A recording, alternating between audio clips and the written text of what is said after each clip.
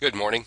This is Rick with Hit and Run Candlesticks. It's Monday morning, November 14th, 2011. This is our pre-market opening video. I'd like to start with the dollar chart. If we go back a couple of weeks, you can see where the dollar put in a bullish Morningstar signal.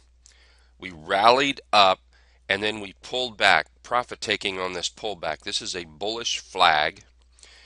We hit this lower trend line inside this deeper trend channel, and then a big pop, big stick up. We have a couple of days of profit taking, pulling back, landed right on the lower trend line and within this channel. And then you can see this morning how it's putting in a bullish Hiromi. We could see the dollar move up a little bit today, up into the upper channel range, or at least try to move up in the other upper channel range, and that's likely to put a little pressure on the market. Now let's take a look at the SPY chart. You can see how the SPY has run up very well, very nice rally up into the 200-day moving average and this longer downtrend line. You can also come to a shorter view, and we can put a trend line on a shorter view from these highs right here. Try this again. We'll start it right there, and you can see that trend line right there tagging the tops of those little trying to be bullish candles. Well, what's happening is it's moving up there, but it's the bears just keep hammering the SPY back down, and you can see it pulls back to this lower trend line, and the bulls keep bringing it up, putting us into a tight range contraction triangle type chart pattern. We need this market to pop out of this area or break down, give us a nice direction, but anything inside the middle here probably will give us a chop, indecision, and quite hard to trade.